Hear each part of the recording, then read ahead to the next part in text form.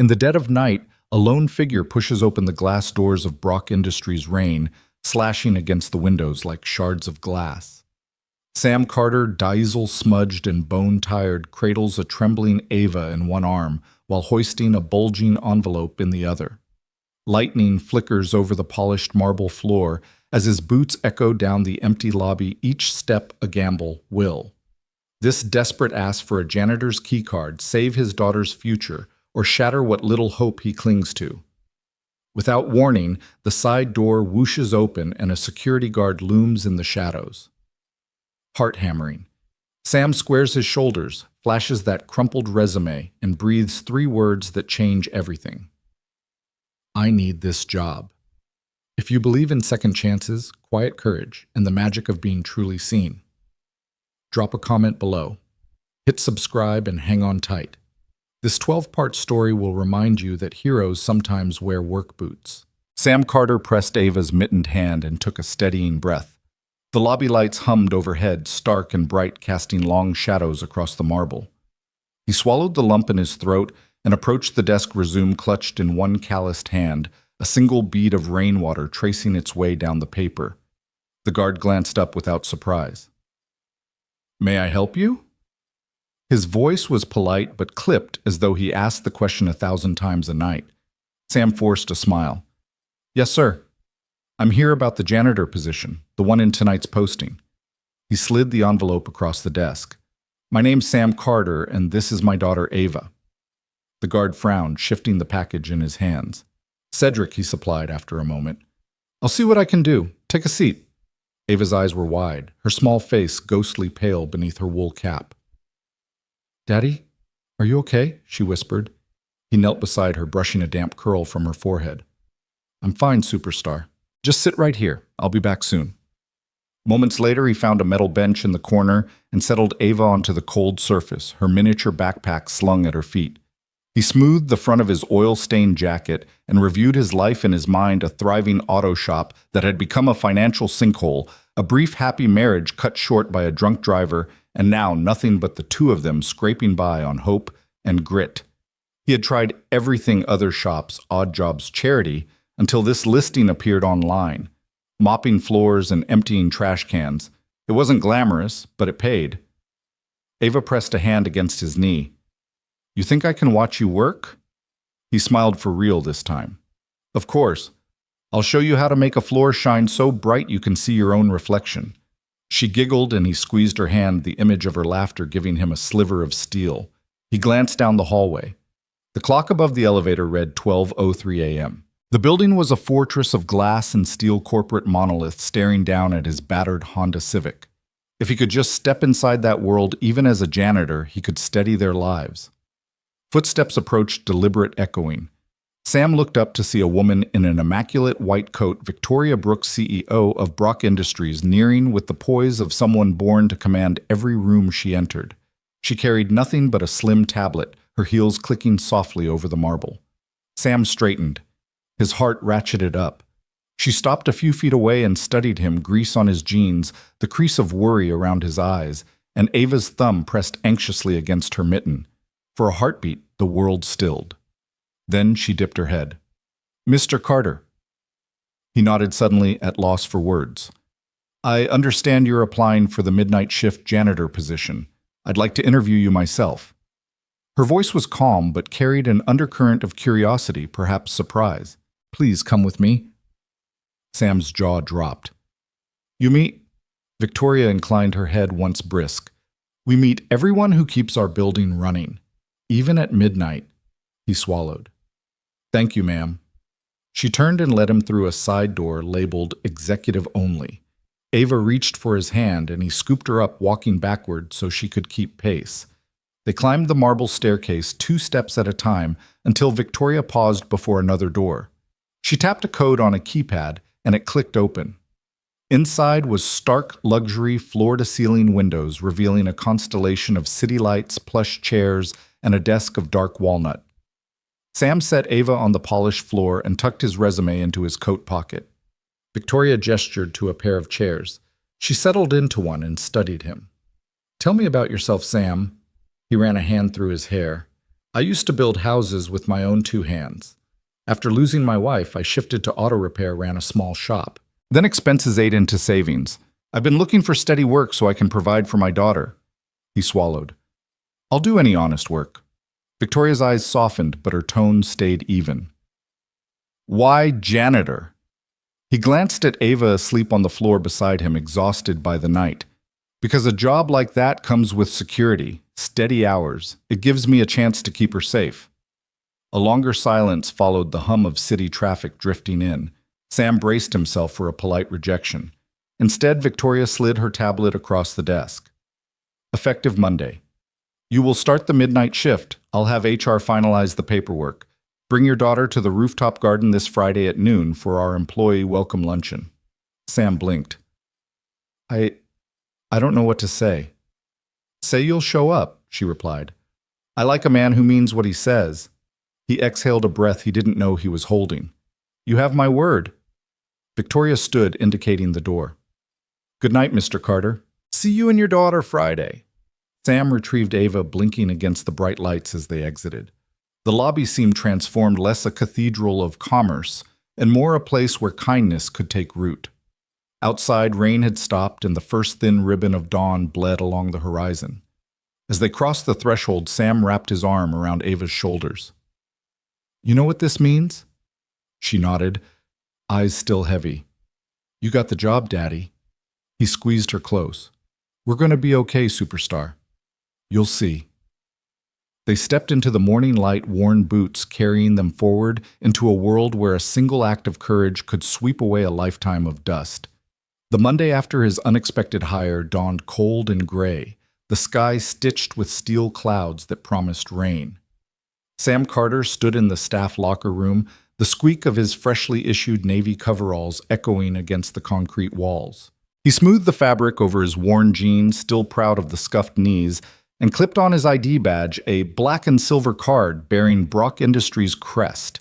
It felt surreal, as though the universe had hit rewind on his life. He met Ava at the top of the steps, her small frame dwarfed by the overgrown overalls. Her grin, wide, fearless, lit the dim hallway. Ready to make these floors shine, Daddy? He knelt, tucking a wayward curl behind her ear. Ready, superstar. He unlocked a janitor's cart lined with mops, buckets, and cleaning solutions, every container gleaming like a promise. Ava hopped onto the lowest shelf, her legs dangling. Together they set off toward the main lobby, the hub of dawn shift activity. Downstairs, the world was already in motion. Security guards clocked in, chatting in low tones. Maintenance crews lined up their carts like a metallic convoy. The scent of fresh coffee drifted from a concession kiosk. Sam's boots clicked across the polished marble as he guided Ava behind a discreet pillar. She waved at familiar faces, smiling at the cafeteria attendant who winked back, at the elevator operator who tipped his cap. Ava's innocence made strangers pause, and most returned her wave with warmth. Sam inhaled deeply, readying himself for his first solo shift.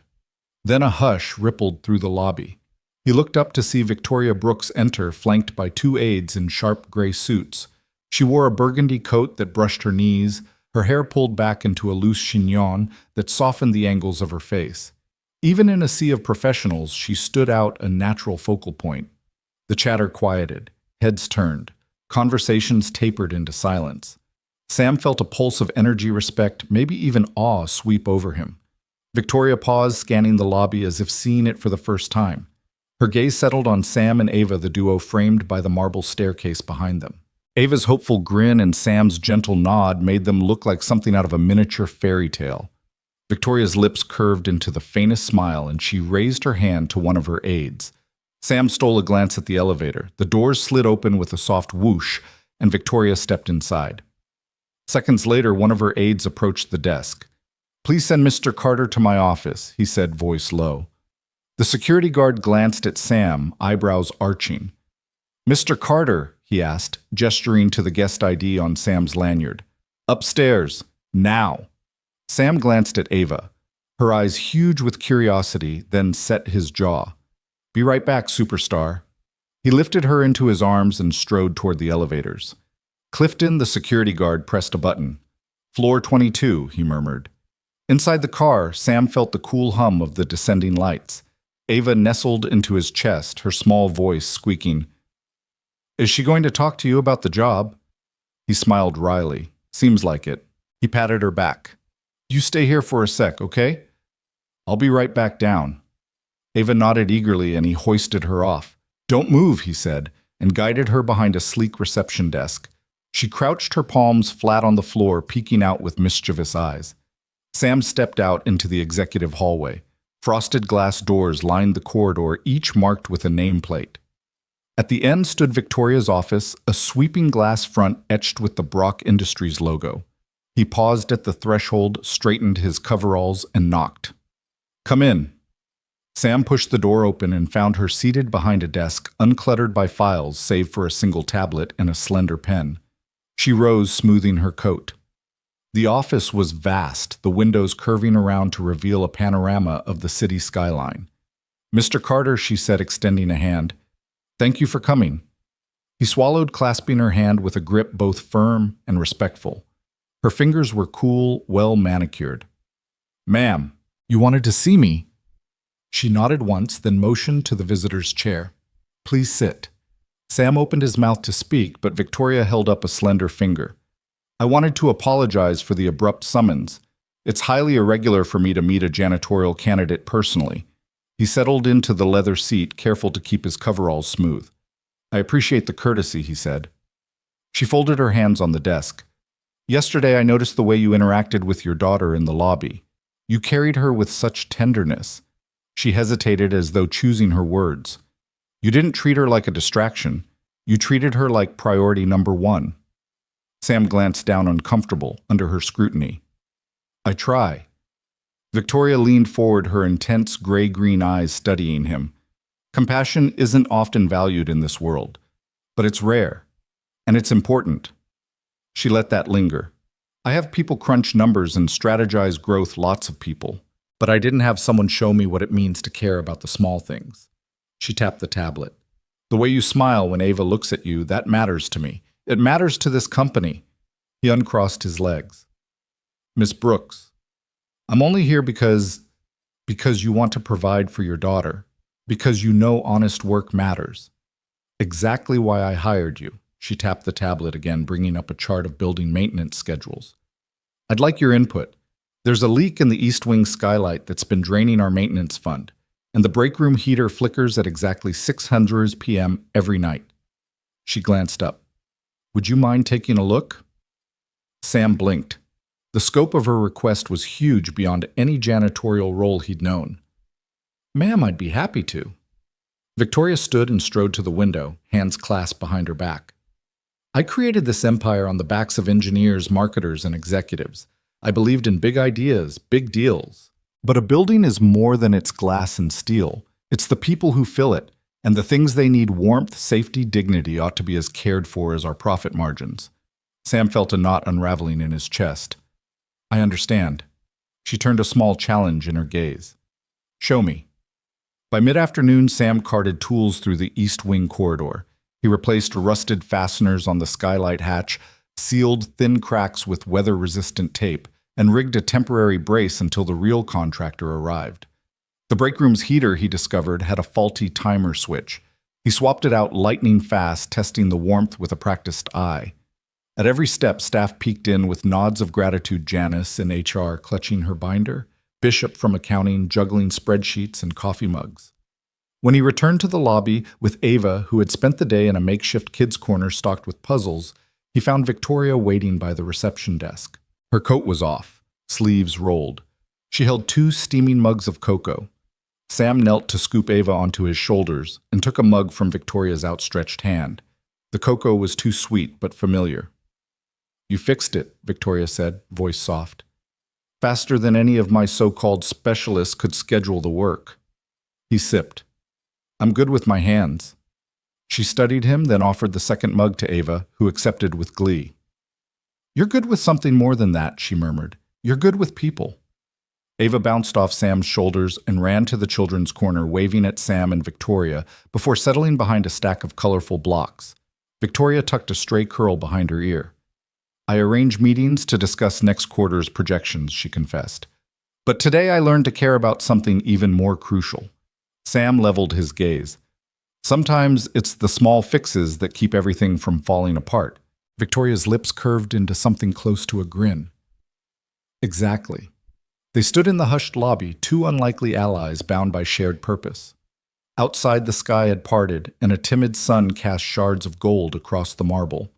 For the first time in a long while, Brock Industries felt less like an engine of cold ambition and more like a home one that Sam and Ava, under Victoria's watchful eye, would help keep alive. And in that moment, Sam Carter realized this job was much more than a paycheck. It was the start of something greater for himself, for Ava, and for a company ready to learn that true greatness lies in caring for every corner, every crack, every human heart.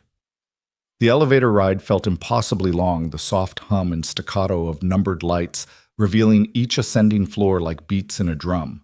Sam Carter glanced down at his coveralls, smoothing a stray fold in the fabric, his heart thundering in his chest. 8 years of wiping windshields and mopping cracked pavement never prepared him for this, sitting across from Brock Industries' CEO in a 32nd floor glass-walled office, the city spread out beneath them like an intricate model train set. When the doors slid open, he stepped into polished marble and brushed steel corridors. Ava clutched his hand for just a moment before Victoria's assistant guided her down to a cozy play nook by the reception area, promising juice boxes and storybooks. Sam kissed his daughter's forehead and whispered, "I'll be right down, kiddo," before straightening again and moving toward an arbitrarily marked door, Victoria Brooks' CEO. He paused outside, took a deep breath, and knocked. A single soft "come in" let him through. Inside, Victoria Brooks stood beside her desk, a slender figure in a charcoal pantsuit that accentuated her powerful presence. Sunlight streamed through floor-to-ceiling windows, illuminating her face with hints of both scrutiny and curiosity. "Mr. Carter," she said, holding out a hand. "Thank you for coming up." Her voice was calm, authoritative, without an edge of condescension. He shook her hand firmly, noticing the confidence in her grip. "Thank you for seeing me, Ms. Brooks," he replied, settling into the guest chair she gestured toward. The seat was softer than expected, leather-wrapped and slightly too wide, forcing him to widen his own stance. "I hope the view wasn't too distracting." She began folding her hands atop the desk. "Crescent Bay looks peaceful today."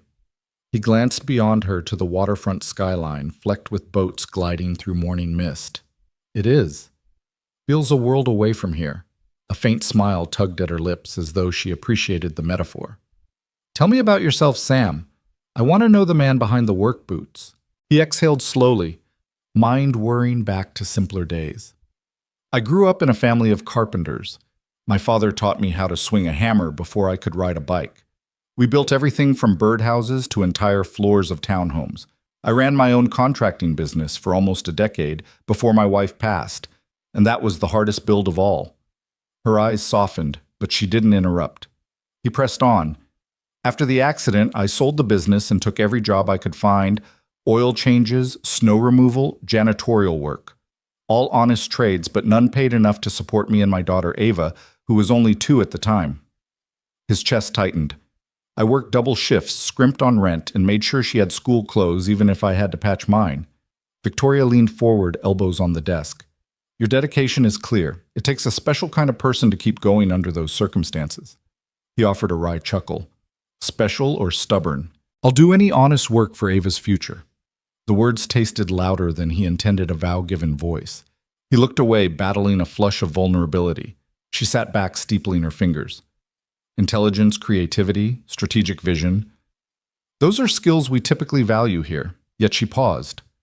Drawing out the moment, integrity and tenacity matter more than any resume line.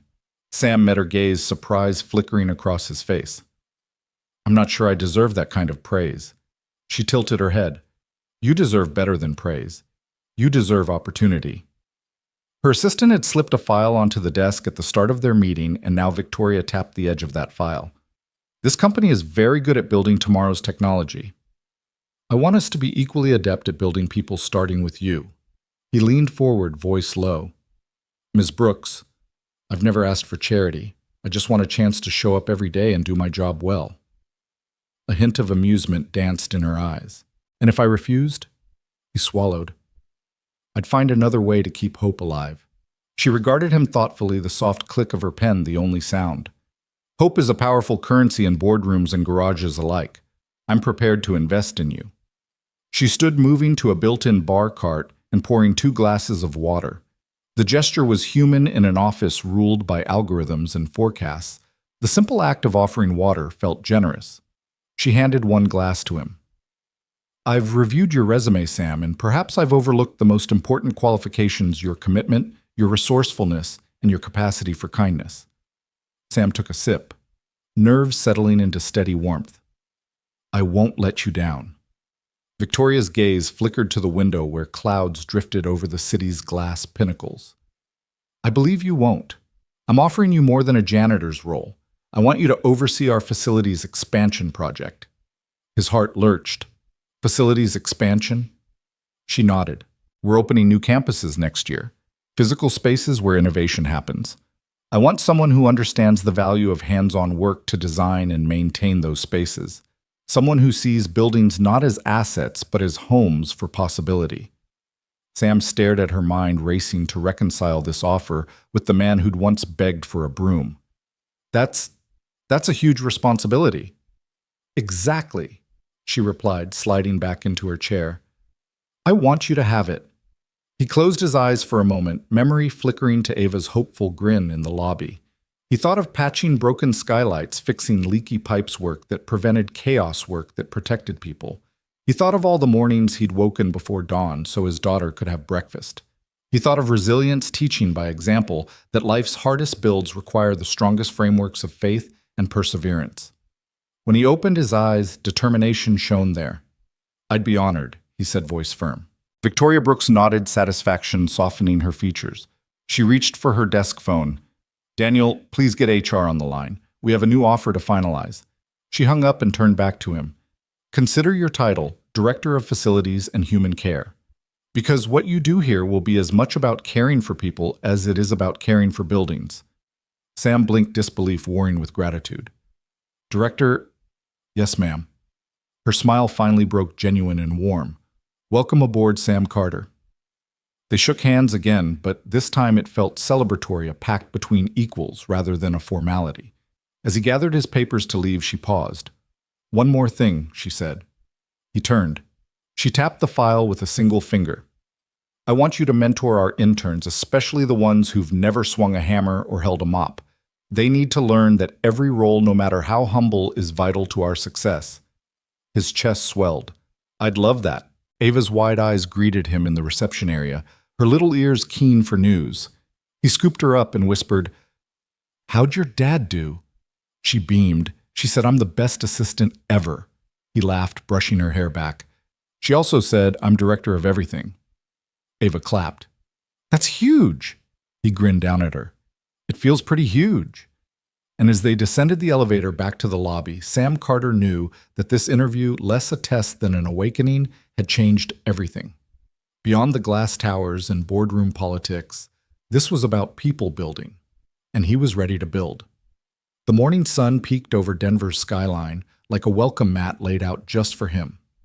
Sam Carter pulled on his navy coveralls, now freshly pressed and embroidered with that proud Director of Facilities and Human Care patch, paused in his living room and glanced at Ava spinning in her lavender dress. She'd insisted on wearing her Sunday best today. You excited, kiddo? He asked, ruffling her curls. Can I see the garden again, Daddy? She chirped, her small hand twisting in the hem of her skirt. It was so pretty. He grinned. You'll get another tour and some lunch. Remember. Her eyes lit up. Rooftop picnic. They set off just as the city's pulse began to quicken. Streetcars clicking, coffee shops opening, the hum of early commuters. Sam flagged down a yellow cab and they rattled toward Brock Industries' mirrored tower. This time when they entered the lobby, the doorman greeted Sam by name. Morning, Director Carter, he said with a respectful nod. Ava's jaw dropped. Sam winked at her. Director of what now? She whispered. He chuckled. Everything. They took the elevator and companion with familiar faces from 3 days of repair rounds and hallway chats, engineers, assistants, the young woman from HR who'd spilled her coffee when she recognized Sam's face on the company memo. Each offered a discreet salute or thumbs up as they passed through the glass doors of the top-floor skybridge. Ava clutched Sam's hand in the secrecy of excitement. Are we really eating lunch with the boss lady? You bet, he smiled. In her secret garden. When the doors opened, they stepped into a courtyard tucked behind the uppermost conference wing, a place Sam hadn't known existed until Victoria Brooks herself had given him a quick tour during his first week.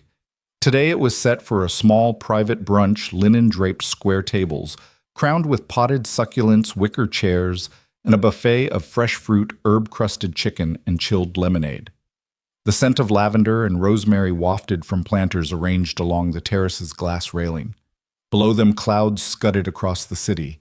Beyond the Rockies loomed their peaks still dusted with snow. Ava's mouth fell open. She darted straight for the railing, her miniature sneakers clicking on the stone tiles. It's like flying, she exclaimed, pressing her hands against the glass. Sam sank into one of the wicker chairs, gathering her into his lap. She hummed happily, tracing the pinnacles of distant mountains oblivious to the office towers and highways far below. At a table draped in white sat Victoria herself, her jacket draped over the back of a chair. She rose as they approached, smoothing the lapels of her pantsuit. "Good morning, Sam. Good morning, Ava." She held out her arms, and Ava launched herself into her lap without hesitation. "Ms. Brooks." Ava squealed, her face bright. Victoria caught her and spun her gently, laughter rippling from both.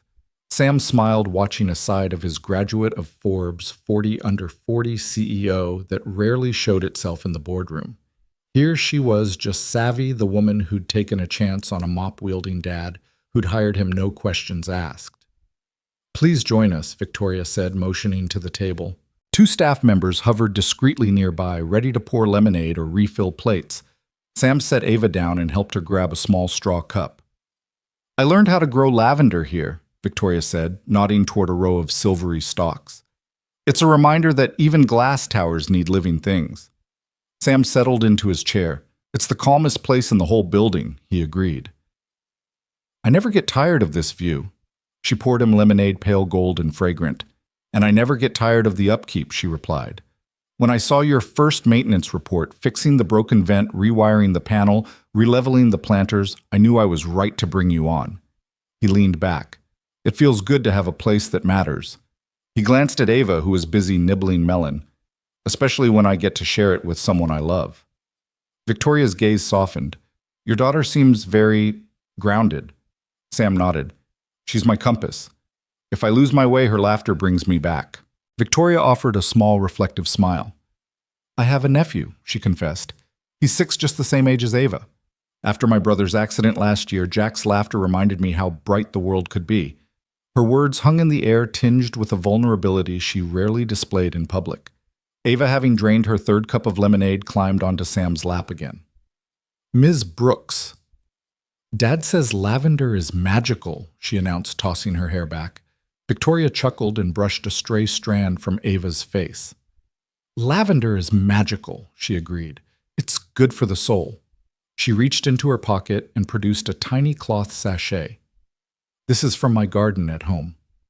I thought Ava might like it." Ava took the sachet with wide eyes.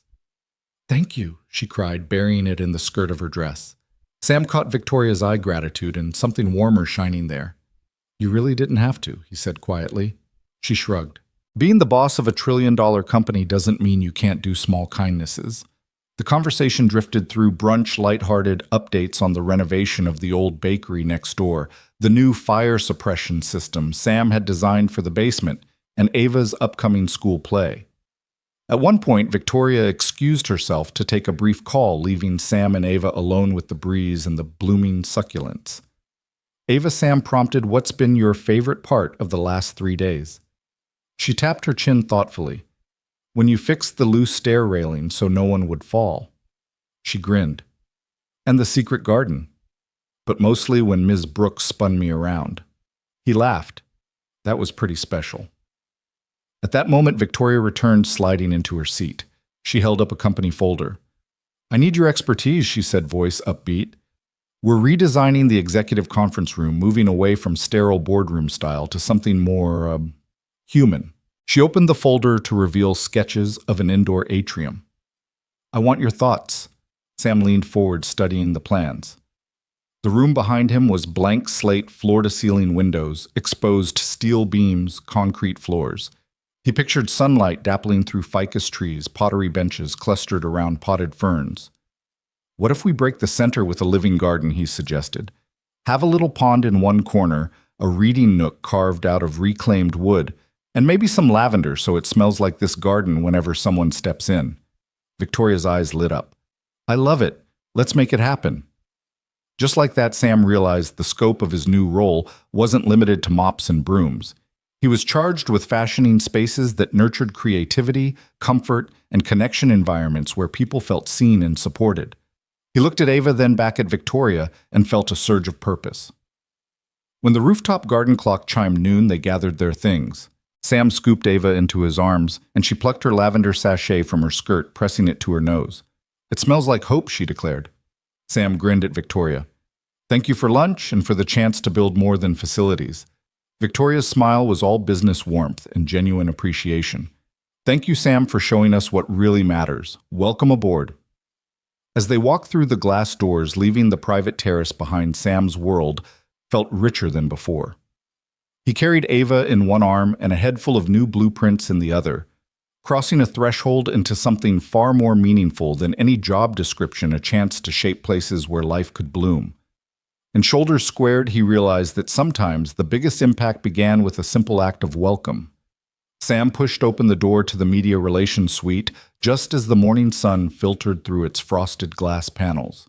The handle had been sticking for weeks, and he'd finally had time to shim it back into place. With a quiet twist and a click, the latch realigned and the door swung open smoothly. Inside, a young woman in a crisp blouse glanced up from her desk, surprise softening into relief. Wow, she said, voice low so as not to startle the reporters scraping away at their story drafts. That's incredible. Sam gave her a modest shrug. Just needed a little realignment. Haven't had coffee yet, so if the handle still feels off, let me know. She laughed, a warm, genuine sound that rippled through the small office. No worries. Thank you, Sam. You're a lifesaver. He tipped an imaginary hat and slipped away down the hall toolbox, clinking against his hip. Across campus, in the swanky new conference center, he noticed a picture frame hanging slightly askew in the reception area. The silver mat was supposed to align perfectly with the desk edge, but someone had nudged it askew. He stepped in, carefully lifted the frame, and angled it until the margins matched the tile pattern on the wall. Behind him, the events coordinator, a tall man in a sharp blazer, watched, eyebrows rising in appreciation. Clean lines, the coordinator murmured, stepping forward to examine Sam's handiwork. Exacting. Sam gave a small grin. Makes the room feel inviting. Inviting, indeed, the man agreed. He extended a hand. I'm Matt. Anything else we should align? Sam tapped the frame edge. This one's good, but watch out for that thermostat. It runs a bit hot at midday. I can recalibrate it tomorrow if you like. Matt hesitated before nodding. Please do. Thanks, Director Carter. Further down the hall, Sam paused outside the core lab building. The plumbers had called weeks ago about a drippy sink in the junior analyst's kitchenette, but the backlog of higher priority repairs had pushed it down the list. Sam knelt, tightened a valve, and shut off the persistent drip. Washing his hands, he found half a dozen coffee-stained mugs piled in the basin, and went a step further. He cleaned and dried each one, stacking them neatly on the counter. A door opened. A tall woman in a crisp lab coat peeked out, concern etched in the lines around her eyes. You fixed it, she asked softly. I've been here all morning trying to get an experiment calibrated. That drip was driving me mad. Sam smiled, patting the towel at his belt. Should be good now. Let me know if it returns. She exhaled a relieved laugh. Thank you. Really? He brushed off the thanks as he walked away, but in the hallway, two junior analysts exchanged glances. He's like a ghost, one whispered, always fixing things before you even know they're broken. And so darn polite about it, the other replied with a smile, tugging her coat straight. By lunchtime, word of Sam's quiet diligence had spread across the building like wildfire. In the human resources bullpen, a cluster of staff peeked out from behind cubicle walls, murmuring as he passed. A memo circulated, props to Sam Carter for rescuing another janitor cart from a wonky break. At the mailroom, Sam spotted the security guard shivering near the loading dock's rusted door. Together, they jiggled the padlock until the guard's keys slid home and the door swung open without protest. The guard, whom Sam knew only as Reuben, gave him a choked laugh. Would have been stuck here all day. Thanks, Sam. He only waved Reuben off and turned back toward the elevator. Every floor he passed, he collected small gratitude, a thumbs up from the safety managers, a quick thank you scrawled on a sticky note by the finance team, a cup of fresh coffee waiting for him in the break area. Even the interns younger than Ava gave him reverent nods as he strolled through the atrium, back in Victoria Brooks's private garden, his de facto headquarters. Sam paused to tighten a loose paver stone near a planter. The landing had shifted after a recent freeze, leaving a trip hazard. He pounded it flat with his fist, brushing grit from the edge. A faint voice interrupted him. Nice work. He looked up to see Victoria standing at the edge of the terrace, arms crossed and watching with that same thoughtful expression he'd come to recognize in the boardroom, but now there was pride in her gaze. You didn't have to worry about that, she said, voice gentle. He shrugged, stepping back. I noticed. She glanced around at the bubbling fountain, the pruned hedges, and the flawlessly aligned benches. This garden became my favorite place, she said, meeting his eyes. Thanks to you. Sam felt a flush creep up his neck. Just trying to keep things running. Beyond running, she replied, you're making people feel cared for. It shows. He cleared his throat and nodded, looking down at the stone in his hand. It's the little things. That's why they're so big. She turned, slipping back inside the building to continue her day. Sam watched her go, then pocketed one last broken widget she'd left on the table, a fountain nozzle bent out of shape, and climbed back into the service elevator toolbox slung over his shoulder. The afternoon sped by in a flurry of quiet fixes, a jam paper shredder in the legal department, a flickering bulb at the bottom of the north stairwell, a wobbly leg on a bench in the cafeteria. By 5 o'clock, his rounds had covered every floor.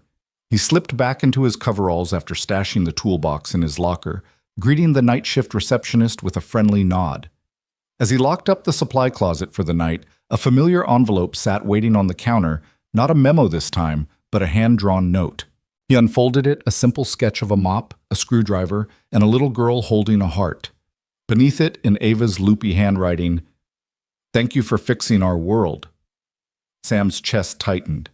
He pressed the paper to his heart, thinking of Ava's proud face and the campus staff who'd finally seen him as more than that janitor guy. In the quiet hum of overhead fluorescence, he realized that every valve he'd tightened, every frame he'd leveled, and every door he'd unjammed had rippled through Brock Industries, stitching small threads of gratitude into its corporate fabric. Tomorrow he'd start again at sunrise, because this place, like any home, thrived on gentle care. And in each of those quiet contributions, Sam Carter found a deeper purpose, building more than institutions, building community. The next morning, the crisp hum of fluorescent lights greeted Victoria as she made her usual early rounds patrol of Brock Industries' lower levels. She'd been reviewing maintenance logs the night before, an unusual pastime for a CEO, but curiosity had gotten the better of her. Time and again, she had seen requests logged for leaky pipes, jammed doors, and flickering lights, only to disappear from the system minutes later with no record of work orders or technician assignments. Now, as the building still slumbered beneath a pale dawn sky, Victoria moved swiftly down the dimly lit corridor outside the engineering bullpen. The glow from the adjacent conference rooms cast shifting rectangles of light against the concrete floor.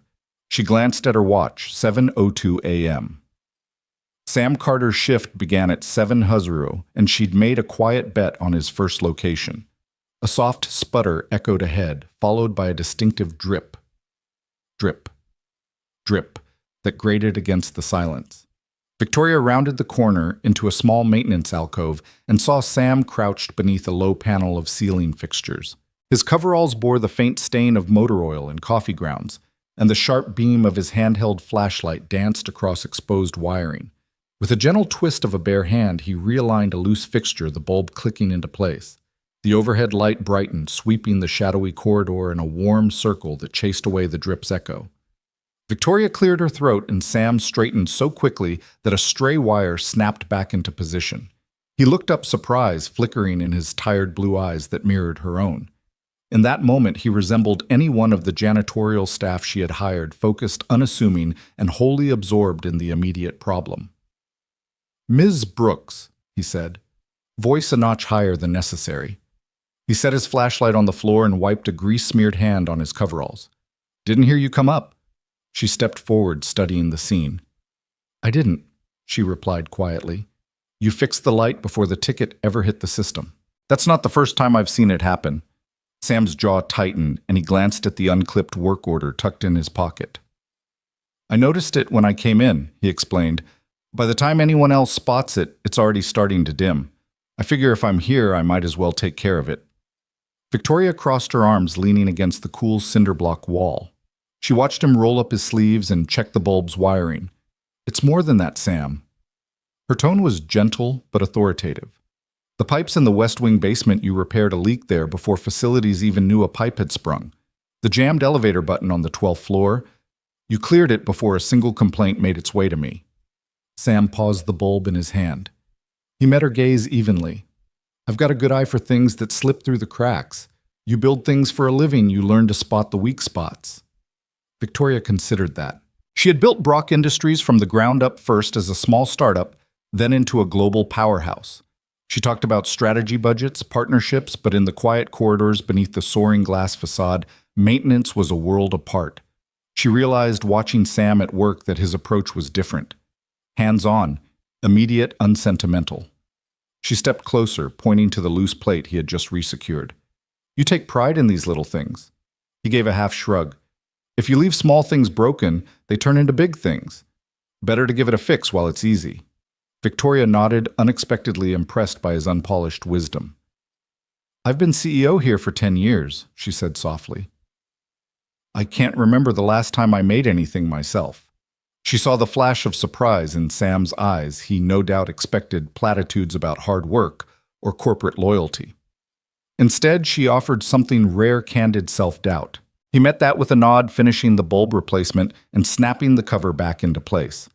The corridor's lights steadied, illuminating stacks of bundled cables and service carts tucked out of sight. "I don't mind the work," he said. "Fixing things is calming, kind of like your garden on the 32nd floor." Victoria's lips curved in a small smile. She'd spent hundreds of thousands on landscape design up there, yet no one except Sam had taken the time to keep it pristine. "I noticed you stopped by yesterday," she said. "You trimmed that hedge right where the bench meets the path. Not many people realize it was rubbing against the wood." Sam cocked his head. "Looks nicer, and I figured someone would sit there someday." She paused, struck by the way he saw future needs in the present moment. Most employees thought of tasks, not of human comfort. Here was a man who intuitively understood how small gestures rippled into well-being. "Sam," she began, half uncertain, "I'd like to understand more about you." He closed the panel door, standing and brushing his hands clean. "There's not much to it," he said. "Used to build houses with my dad, then ran my own shop. Lost most of my tools, and the recession took a year to rebuild. Then my wife got sick, and I had to focus on raising Ava." He gestured toward the ceiling fan he'd just realigned. "That was 2 years ago." Victoria noticed the brief pang in his voice as he mentioned Ava. She had a daughter of her own now away at college. The intersection of family and work had cost her empathy in boardroom battles. Here in this corridor, her senses were alive to the man's unfiltered truth. "I've never really thanked you," she said quietly. "For everything you've done in hallways no one walks by." Sam's brow lifted in surprise. "You don't owe me thanks." He brushed dust from his knees and met her eyes squarely. "I'm not here for praise, but it's nice to know someone notices." Victoria felt the weight of her position shift. A CEO matured by markets and margins, but rusty at recognizing unglamorous contribution. She realized she'd neglected an entire layer of her own organization. That omission left small crises to accumulate into real problems. "I noticed," she said softly. A moment passed, and the hush of the corridor felt charged with possibility. Neither spoke, both aware they straddled different worlds, hers of strategy and optics, his of grease and grit. Yet their values aligned in this corridor: service, integrity, vigilance. Finally, Victoria cleared her throat. "I have a favor to ask." Sam glanced at her, waiting. I need someone who actually cares about this building, she said. Would you consider a broader role one where your insights drive our maintenance strategy instead of chasing your own hunches? The offer hung in the air like a revelation. Sam blinked, absorbing the magnitude of her words. You mean, officially? She nodded. I want you on my team, Sam. Real time. Not just as a janitor, but as someone whose eye for detail shapes our whole system. If you're willing, I'll have HR draft the job description. Sam glanced down at his coveralls as if he'd forgotten what he was wearing. Then he looked back at Victoria, his eyes clear and steady. I'll do whatever you need, he said. Just don't make me wear a suit. Victoria laughed, a genuine warm sound that echoed down the hallway. Deal! He reached for his toolbox, flipping it up in a mock salute. Then I better get back to it. There's a vent cover in finance that could use some love. She watched as he knelt once more beneath the flickering light, this time with renewed purpose. She realized that true leadership wasn't measured in board resolutions or market caps, but in identifying the people whose quiet efforts kept everything running and then giving them the recognition and resources they deserved. As the corridor brightened under Sam's careful hands, Victoria stepped back, feeling the pulse of the building shift. Brock Industries was more than a glass tower. It was a living organism, nourished by every small repair, every realigned bolt, and every unseen gesture. And Sam Carter, with his grease-stained coveralls and steadfast heart, was the unlikely spark fueling its future. That Tuesday morning, the first pale rays of sunrise had only just begun to gild the glass towers of Brock Industries when Victoria Brooks stepped into her office. She carried the crisp promise of a busy day, quarterly forecasts, a board meeting rehearsal, an investor luncheon. But all of that paused the instant she saw it. Perched atop her immaculate mahogany desk, in perfect defiance of her usual sterile order, was a single sheet of paper.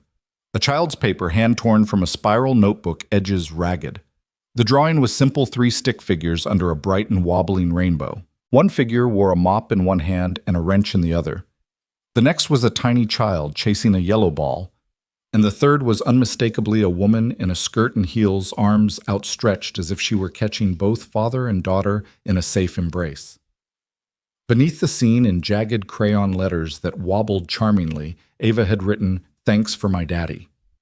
Victoria stared at it for a long moment, the hum of the air conditioning suddenly dull.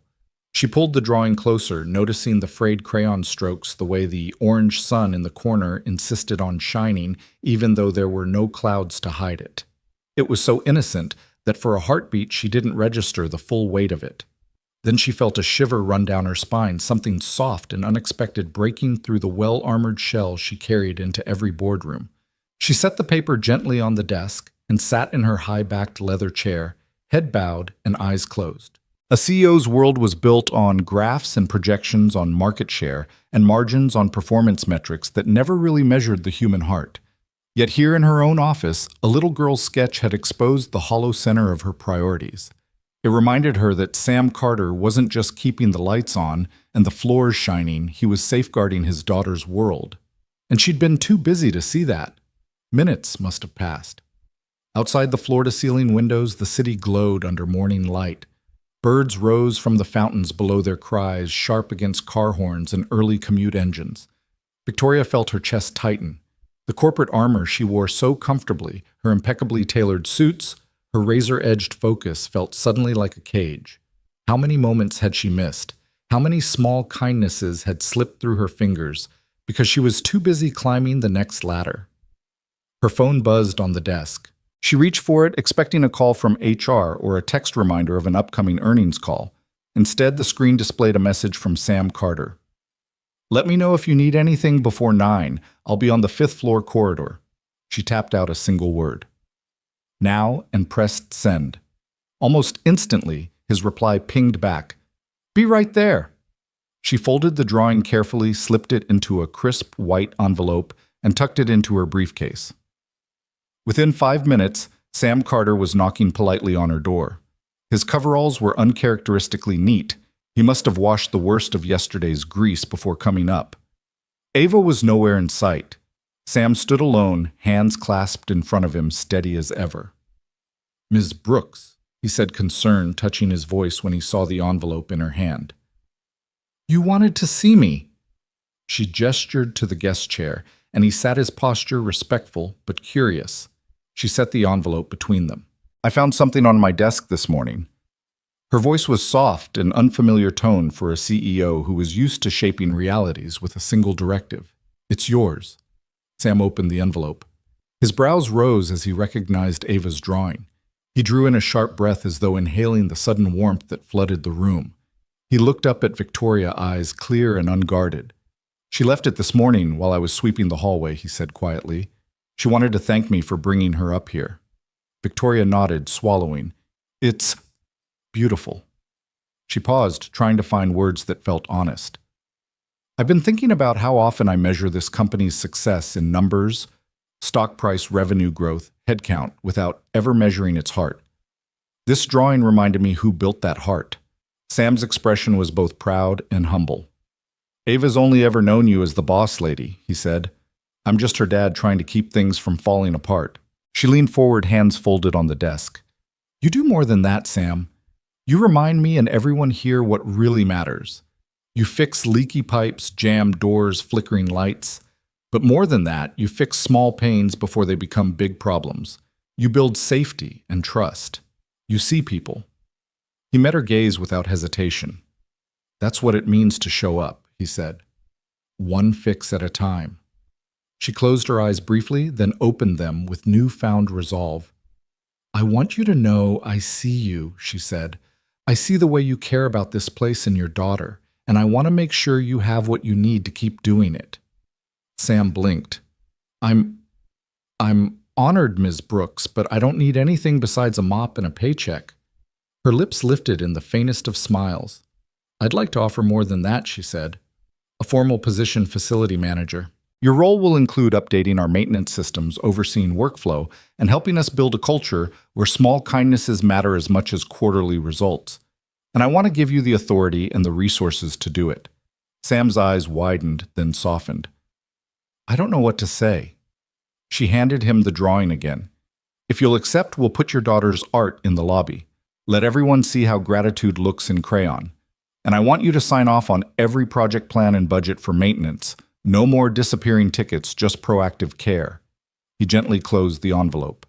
I accept, he said. Not for me, but for her, so Ava knows what gratitude can build. Victoria felt tears prick the corners of her eyes. She rose from her chair and without thinking held out her hand. Sam looked surprised at first, then took it firmly. When their hands met, she felt not a shake of power, but a bond of partnership.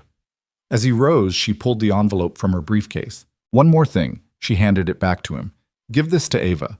Let her know her thank you changed more than just this office. He nodded, voice thick. I will. Thank you. She watched him leave her office, shoulders straight, purposeful, holding that envelope as though it were a treasure. When the door clicked shut, she stepped to the window and gazed out at the city, her own world reframed by a child's drawing. On her desk, the morning sun highlighted the soft rainbows and stick figures. Victoria realized that true leadership wasn't about commanding headlines. It was about tending to the unseen corners, honoring the small gestures, and nurturing the human spirit. And in that quiet moment, she vowed to never lose sight of the simple power of a thank you, even when it came in crayon. Band and I, Part 8, Dark Clouds Gather. A building-wide power outage strands executives in cold offices. Sam navigates the blackout by flashlight, rerouting generators, and guiding colleagues to safety, his calm resolve proving invaluable in crisis. Lưu ý viết một nanoid 1-200 từ liên kết liền mạch với các phần trong câu chuyện tạo thành một câu chuyện liền mạch khi ghép lại. Tránh ngắt quãng đột ngột sử dụng gạch đầu dòng hoặc tiêu đề phụ. Thay vào đó, hãy viết như một cuộc trò chuyện tự nhiên và cuốn hút với khán giả. Kết thúc phần không giới thiệu phần sau, ChatGPT đã nói.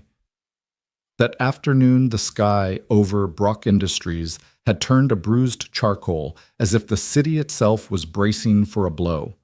Rain lashed against the windows, and the wind whipped around the glass tower so violently that the entire structure groaned in protest. Inside, the marble lobby began to feel uncomfortably chilly. Offices farther up the tower, once sunlit and warm, had grown hush-dark, the overhead lights blinking out one by one. Sam Carter was finishing up in the basement utility room, replacing a worn belt on the primary chiller motor when everything went black. The emergency lights flickered for a heartbeat before surrendering, plunging the lower levels into near absolute darkness. Sam frowned, flashlight in hand, the beam cutting a narrow cone through the gloom. His heart thumped against his ribs, but experience and perhaps a father's instinct kept panic at bay. He rushed the few steps up to the main electrical panel. The generators had failed to kick in. A breaker labeled building-wide backup lay tripped. He reset the switch, but the hum of power did not return. As the first distant alarms began to sound soft chimes in the lobby, faint buzzes of emergency strobes, he realized this wasn't a simple overload. Something in the storm had knocked out the backup generators, leaving every floor in peril. Sam sprinted up the stairs, flashlight bouncing across the walls, clinging to handrails slick with rainwater tracked in by frightened employees. On the 10th floor landing, he found a cluster of mid-level managers huddled near the elevator shaft, cell phones held aloft in hopes of any signal breath visible in the sudden chill. The power outage had chased them out of their offices, and now they looked unmoored, uncertain where to go. "Hey everyone," Sam called, voice calm but firm. "Follow me. We'll get you to the lobby. It's warmer there by the fireplaces." Murmurs of thanks rose as he led them down the corridor, flashlight bobbing. The emergency exit signs glowed faintly, just enough to mark the way. Sam guided them carefully, stepping over stray papers and a toppled trash can. "Stick close," he coached, one at a time on the stairs. "Watch your footing." When they reached the lobby, 3 uniformed security officers were doing their best to direct people through the swirling rain and wind outside the main doors, but without power, the massive revolving entrance had jammed. Sam grabbed the intercom handset from a nearby wall panel. "Maintenance," he announced. "Let's manually release the door latch, hold the bottom panel security, and I'll crank it." With a few deft turns of the latch, the doors swung open, and a blast of wind and rain rattled into the lobby. Sam braced the heavy wood door, protecting the cluster of executives behind him. One by one, he held the door so each person could pass through safely, their designer coats soaked and hair plastered to their foreheads. When the last stranger emerged, Sam let go and closed the door, the wind howling like a beast at the threshold. Inside the fireplace, hearths had gone cold long ago, but several standing propane heaters left over from a recent rooftop event stood in the corner. Sam jumped behind them, clicking the igniters until small blue flame tongues sprang to life. He arranged them in a loose semicircle, directing the cold and wet crowd toward the warmth. "That should help," he said, offering a reassuring smile as hands reached out to warm. He turned to the nearest office assistant. "See if you can find extra propane tanks. There should be 2 in the storage closet on the 3rd floor."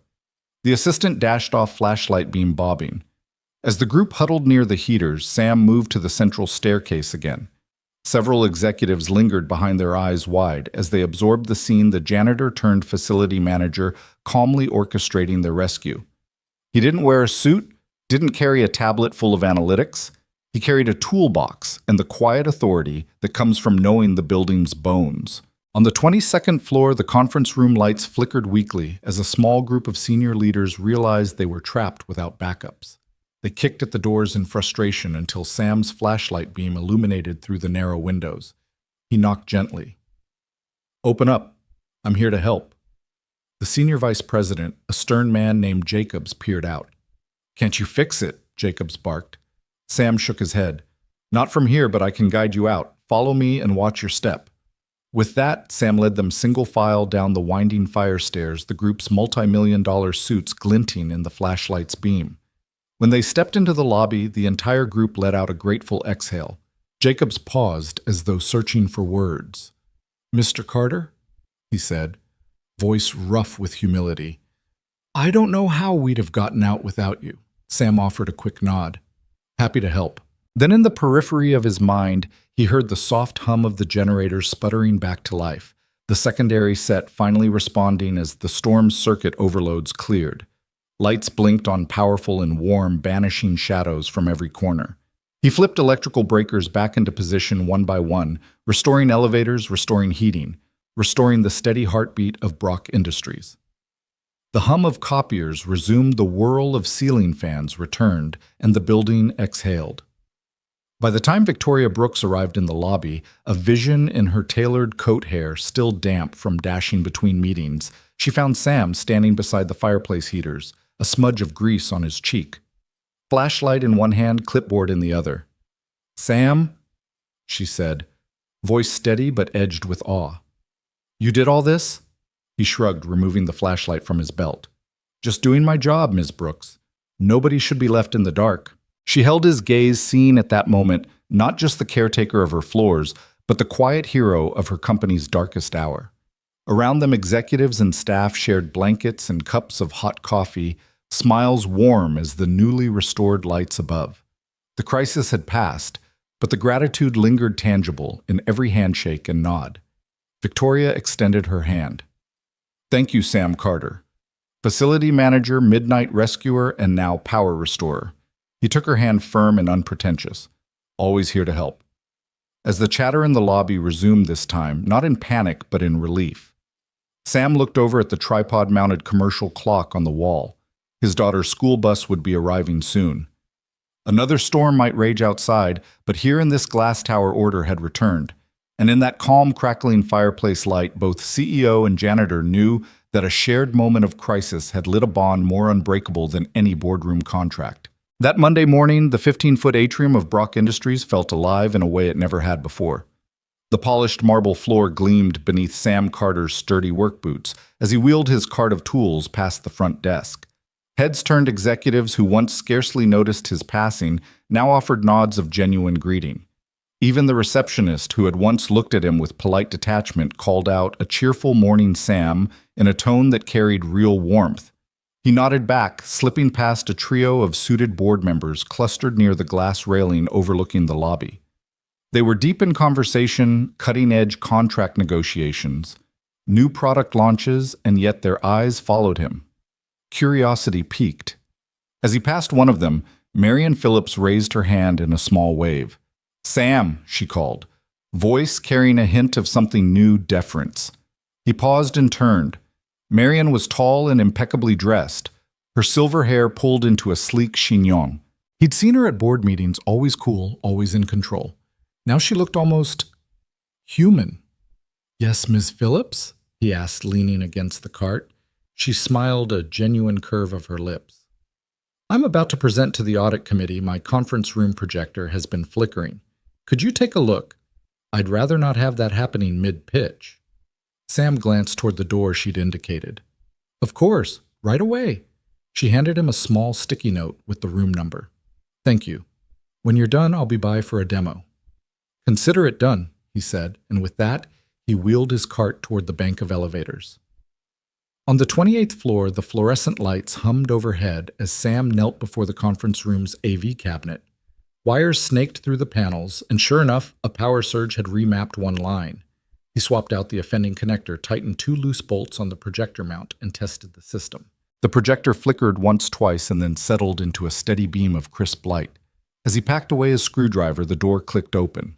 Marian Phillips stepped in, tablet in hand.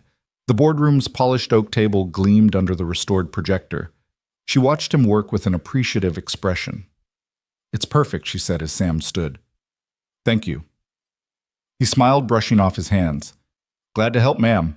She hesitated, then offered her hand. "No, really. I know I don't always make your job easy, sudden requests, odd hours, last-minute tech emergencies. But you handle everything with such calm efficiency.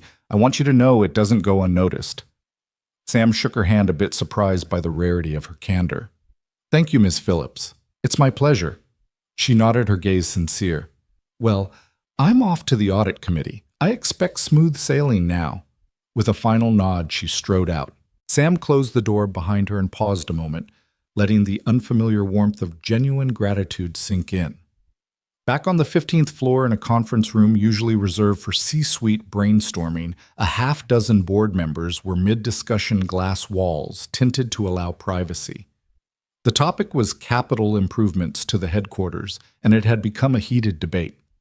But the moment Sam entered carrying a small toolbox, their energy shifted. Jacob Toney, the chairman, looked up from his notes. "Sam, perfect timing. We need your opinion on the new HVAC layout."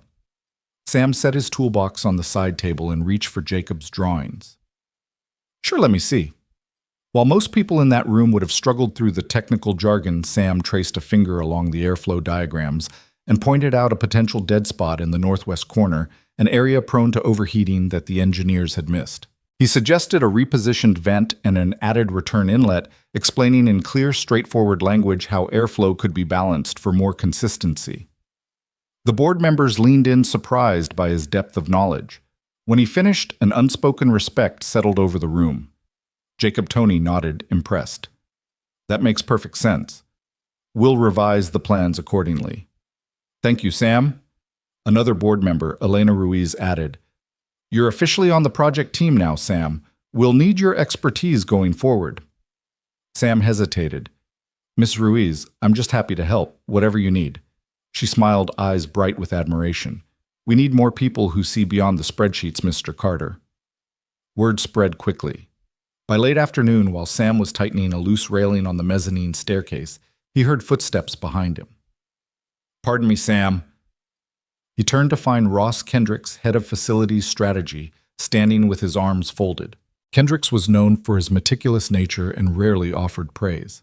Sam braced himself. I wanted to personally thank you, Ross said, voice earnest. The board reviewed your HVAC recommendations, and they saved us an expensive retrofit down the line. We'd have had serious complaints come next summer. Sam nodded. I'm glad I could help. It's my job to keep this place running. Ross took a step closer, eyes meeting Sam's. It's more than a job now. It's a genuine contribution. If you ever need additional resources, parts, manpower, just say the word. We'll prioritize your requests. Sam offered a small smile. Thank you, Ross. I appreciate that. That evening, as rain drummed against the windows, Sam found Victoria Brooks alone in her private office, reviewing the day's end-of-day reports. She looked up when he knocked softly on the open door. Ms. Brooks, your 6 p.m. janitor status report, he said, holding out a clipboard with neatly recorded tasks. She took it but did not wave him away as he expected. Instead, she leaned back in her chair, studying Sam with a mixture of gratitude and contemplation. Minutes passed in silence. Finally, she spoke. Sam, you know we have our quarterly strategy meeting next week. He nodded. Yes, ma'am. I'd like you to join us, she said, not just to take notes, but to give input on operational priorities. We need that perspective. Sam's eyes widened. Me in a strategy meeting? She smiled, but there was steel beneath it. Yes. You see problems we often overlook and you solve them without fuss. That's exactly the kind of thinking we need at the table. Sam's throat tightened. He opened his mouth to protest, then closed it. He realized this wasn't a courtesy, it was an acknowledgement of his true value. I'd be honored, he said, voice steady. Over the next few days, Sam continued his rounds fixing the broken door latch in marketing, recalibrating the pressure gauge in engineering, reorganizing the supply closet in HR so people could find what they needed quickly. Everywhere he went, whispers of approval followed. In the cafeteria line, employees stopped him to say thanks for restoring the coffee machine's perfect temperature. In the IT hub, he was asked to advise on cable management after an entire server crash had been traced to tangled wires in the ceiling space. And each time, Sam accepted their gratitude with a modest nod, his face serene. Yet inside, he felt something new pride. Not the pride of self-aggrandizement, but the quieter pride of a man whose integrity and skill had earned genuine respect. The day of the strategy meeting arrived. Sam stepped into the glass-walled conference room, greeted by the sight of half a dozen key executives already seated around the sleek oval table. Victoria Brooks stood at the head tablet in hand and a look of determined confidence on her face. She smiled at him. Please, Mr. Carter, have a seat. We're just getting started. He settled into the chair beside Ross Kendricks, his toolbox replaced by a laptop loaned from the IT department. As the meeting progressed, the discussion turned to facility upgrades, cost control measures, and the balance between sustainability and expansion. When the temperature control topic came up, Victoria said, Sam, would you walk us through your proposal? I believe you have some insights. He took a deep breath, then explained his earlier suggestions in more depth. How strategic vent placement, smart sensor integration, and regular maintenance intervals could reduce energy consumption by up to 15% annually. He spoke clearly, referencing real data he'd gathered during his rounds, and answered questions with thoughtful precision. Board members who had once questioned his presence now leaned forward, nodding and interjecting follow-up ideas. When he finished, the room was silent for a heartbeat, then erupted in agreement. "This is brilliant," said Elena Ruiz. "I move we adopt Sam's plan and implement it across all campuses." The motion passed unanimously. Later in the lobby's hearth-lit lounge, Sam sat with Victoria and several board members reviewing next steps. The flicker of the fireplace cast dancing shadows on the walls, highlighting the unusual scene, the janitor at the center of strategic planning. Victoria caught Sam's eye. She tilted her head toward the fireplace. "Do you ever imagine you'd be here, Sam?" He chuckled softly. "Honestly, no. But I've always believed the best solutions come from the people who see the cracks others overlook." She nodded. "You've closed many cracks for us. I can't thank you enough." Before he could reply, Ava Carter bounded in, clutching a new drawing. Another stick figure family, this time standing in front of Brock Industries, hands raised in celebration. She ran over to Sam and hugged him. "Daddy, I made this for you." The board members gathered around, admiring the drawing and offering heartfelt compliments. Ava beamed, and Sam felt a deep sense of fullness. Pride in his daughter, pride in his work, and gratitude for a company that had recognized his worth. In that moment, as laughter and conversation filled the hearth-warmed room, it was clear Sam Carter's quiet expertise and steadfast integrity had reshaped more than just Brock Industries' facilities. He'd reshaped their hearts and minds, reminding everyone that true leadership often comes on scuffed boots and with a toolbox in hand. The grand chandelier in the Brock Industries ballroom glittered like a constellation suspended in glass, casting prismatic patterns on the polished marble floor. The annual gala was in full swing, board members in their tailored tuxedos and glittering gowns. Champagne flutes, clinking laughter, and polite applause filling the air. Yet for Sam Carter, standing at the edge of the dance floor with a nervous gulp and his scuffed work boots hidden under his rented slacks, it felt more like stepping onto a stage he'd never auditioned for. He caught sight of Victoria Brooks across the room, descending the sweeping staircase in an elegant navy gown that shimmered as she moved. Her arms were bare, revealing the graceful lines of her shoulders that had borne the weight of a tech empire for years. But tonight her expression radiated something softer, anticipation. Sam's breath caught in his throat. Even amid all this opulence, she'd insisted he attend, as in this was still sinking in her guest. A hush fell over the attendees as a string quartet struck the first notes of the gala's traditional opening waltz. Couples floated onto the floor. Sam's heart thundered. He glanced back at Victoria, standing poised at the foot of the stairs, her eyes fixed on him. Summoning every ounce of courage, he slid off his jacket, draped it over an empty chair, and stepped forward. When he reached her, she offered her hand with a warm half-smile. "May I have this dance, Mr. Carter?" she asked, her voice low enough that only he could hear. Of course, he managed, his fingers weaving into hers as if recalling a memory. They moved to the center of the floor, and for the first few measures their steps were unsure, his boots awkward on the gleaming surface, her heels tapping a little too fast. But then the music deepened and they found a rhythm. Sam guided Victoria gently, eyes on hers, and the gala's swirl of activity faded to a soft blur. "You look beautiful," he murmured, genuinely awed as she tucked her hand in his. She laughed softly, a sound like wind chimes.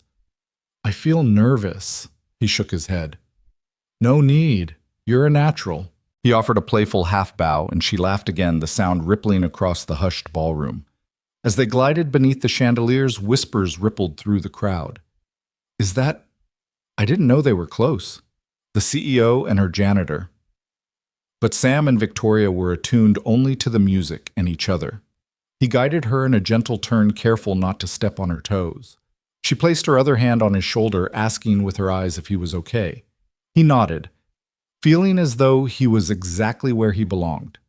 "You've got moves I never expected," Victoria ventured as they twirled. Sam grinned. "I cleaned emergency exit signs by night. You pick up a trick or two about balance." She leaned in, her cheek just inches from his. "I'm glad you came tonight." His pulse skipped. Wouldn't have missed it. They danced through 2 more songs, slow waltz followed by a lilting foxtrot, and by the time the quartet struck a gentle finale, Sam was breathing easily, a relaxed smile on his face. The applause was polite at first, then genuine as the room recognized not just the odd pairing of CEO and janitor, but the palpable authenticity between them. Victoria slipped her hand from his, though her fingers lingered. "Thank you," she said, voice husky with unspoken emotion. He dipped his head. "Thank you for the dance, and for everything." She paused the swirl of the school of formal attire around them, contrasting with this extraordinary moment of quiet intimacy. Clearing her throat, she stepped back a pace, and the crowded ballroom seemed unusually loud. "Sam," she whispered. He lifted his gaze, meeting hers. She drew in a breath, then exhaled with resolve. "I want to make this official." Sam's heart hammered. "Official," she nodded, eyes glistening. "I know how unconventional this looks, but over the past months you've become the rock this company needed, and something I didn't know I needed. I care about you, more than I ever thought possible." A gentle murmur spread across the floor as onlookers leaned in, curious. Sam swallowed, stepping closer again until they were inches apart. "Victoria, shh."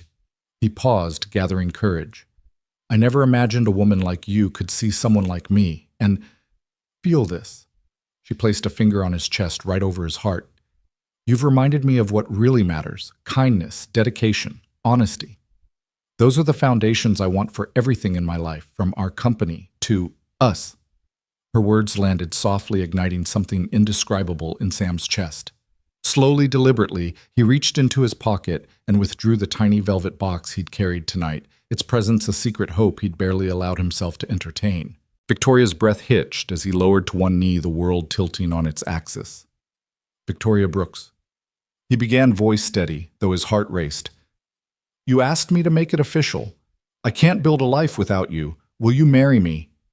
Gasps echoed around the ballroom. Victoria's hand flew to her mouth. Tears shimmered in her eyes, and for a heartbeat, she said nothing. Then, with a joy that lit her face from within, she knelt beside him. "Yes," she whispered. 1,000 times yes." The ballroom erupted in cheers and applause as he slipped the simple silver band onto her finger. When he stood pulling her into his arms, the room seemed to glow brighter, string lights, crystal, and celebration all mirroring the light in Victoria's eyes. They swayed once more, not to music, but to the cheering clapping and heartfelt congratulations that rained down on them. Friends and colleagues surrounded them, toasts were raised, and champagne flowed in a jubilant toast to the unlikely couple whose love story had captured every heart in that grand room.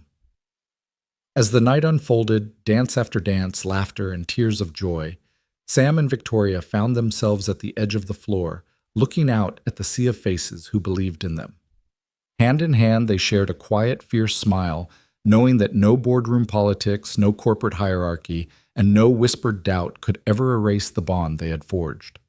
Under the glow of the chandeliers and the warmth of a grateful crowd, a CEO and her janitor began writing the next chapter of their story, one built on respect, courage, and an unexpected dance that led to a promise neither of them saw coming, but both of them would cherish for a lifetime. The morning sunlight filtered through the floor-to-ceiling windows of Brock Industries' executive suite, painting the polished mahogany desk and leather chairs in warm gold. Victoria Brooks stood at the head of the room, her posture poised yet relaxed, a rare moment of calm after weeks of boardroom battles and back-channel intrigues. Seated in a semicircle before her were the senior leadership team heads of finance, legal engineering, and HR. On the large screen behind her glowed the final slide of her presentation: Project Integrity, Rooting Out Sabotage. Once this room would have been off-limits to anyone outside the C-suite. Today, Victoria had extended invitations to one more person: Sam Carter, newly minted facilities supervisor, who stood near the door in a crisp navy blazer, his usually grease-stained coveralls replaced by slacks and a bright button-down. His heart pounded with a mixture of pride and nerves.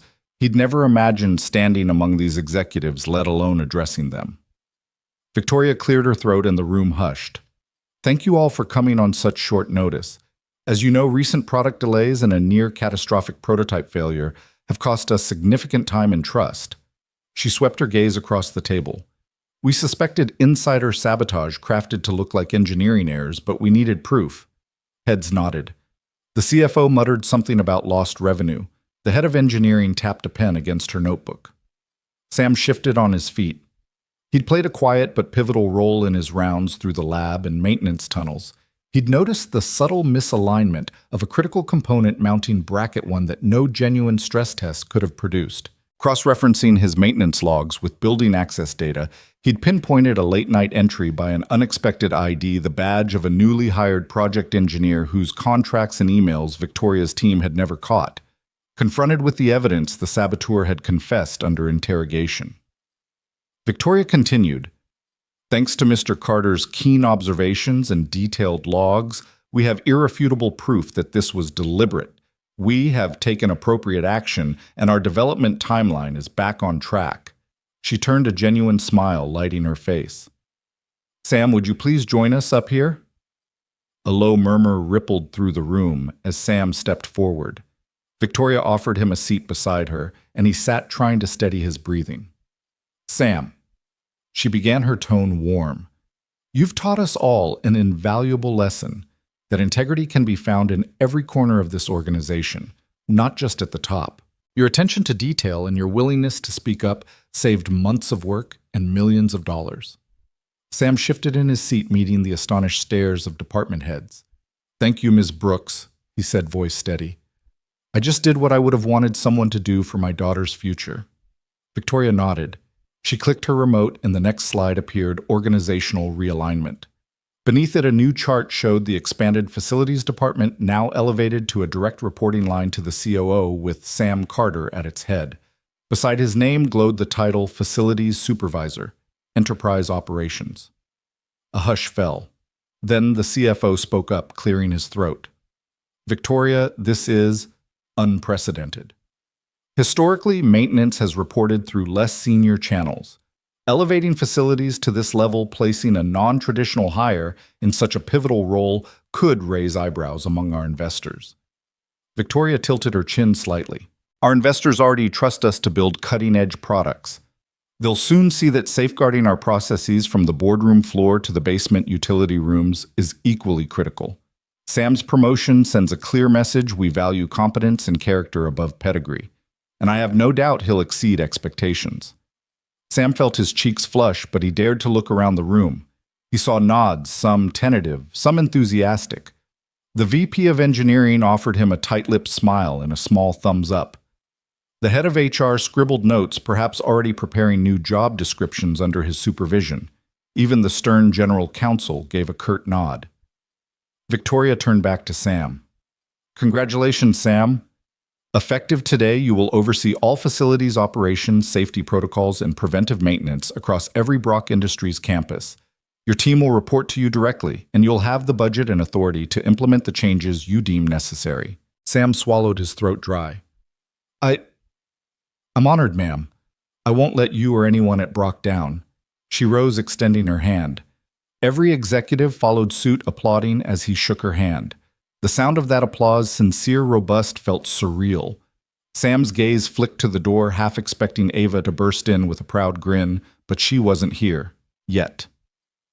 Later that afternoon, Brock Industries' gleaming lobby buzzed with activity as Sam and Victoria stepped out together.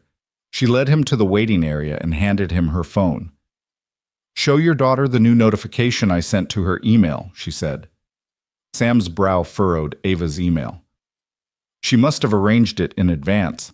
He opened his phone to find a cheerful message. "Congratulations, Dad, on your promotion to facilities supervisor. Love, Ava." His eyes misted. She already knows," he stammered.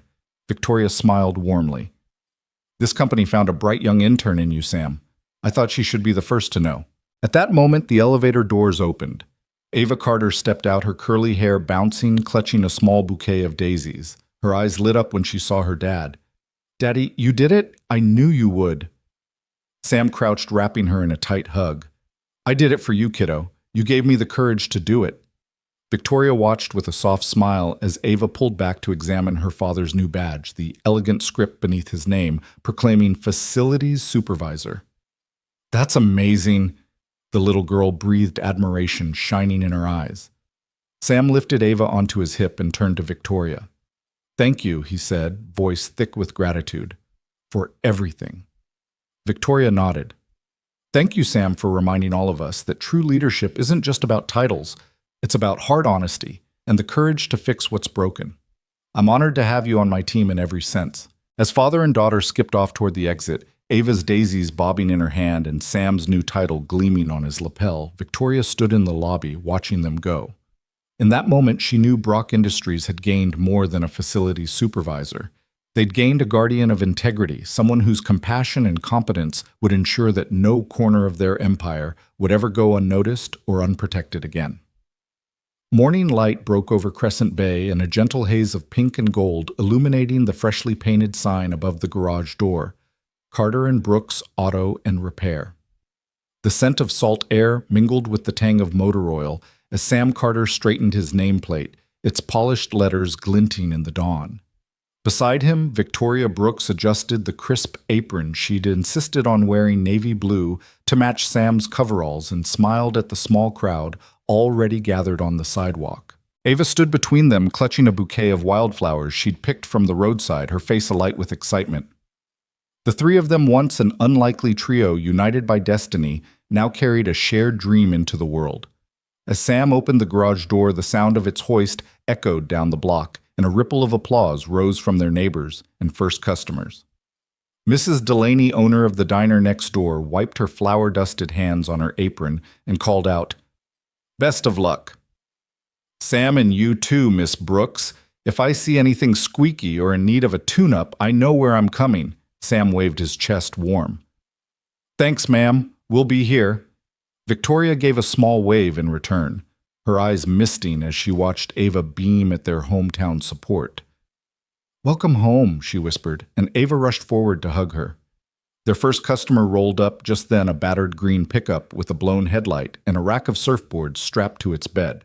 The driver, a local fisherman named Marco, climbed out and greeted them with a grin. "Heard you two were opening shop again," he said, his voice gruff but friendly.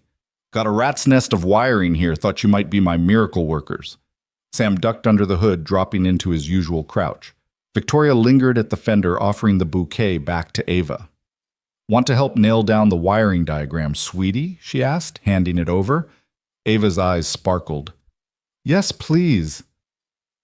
As Victoria and Ava worked together to identify the correct wires, their laughter rose in peals, an effortless harmony born of trust. Across the bay window, Sam spotted a trickle of late customers he'd helped over the years. Each waved and he waved back, lost in the simple joy of familiarity. After tightening the final connector, Ava pressed the ignition switch. The engine's roar filled the garage and Marco's face broke into a boyish grin. "You did it." "Thanks, Carter and Brooks." Victoria stepped forward, wiping grease from her fingertips.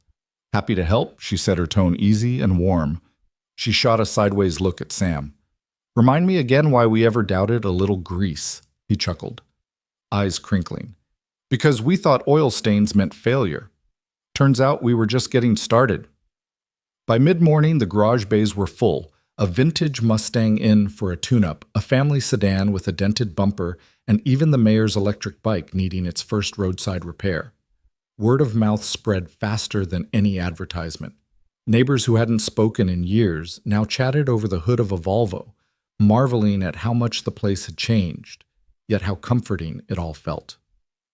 The old wooden rafters, once sagging with age, gleamed after Victoria had led a weekend repaint while Sam and Ava installed new shelving stocked with donated tools and parts. Amid the bustle, Sam caught a quiet moment with Victoria under the reclaimed wood sign above the parts counter.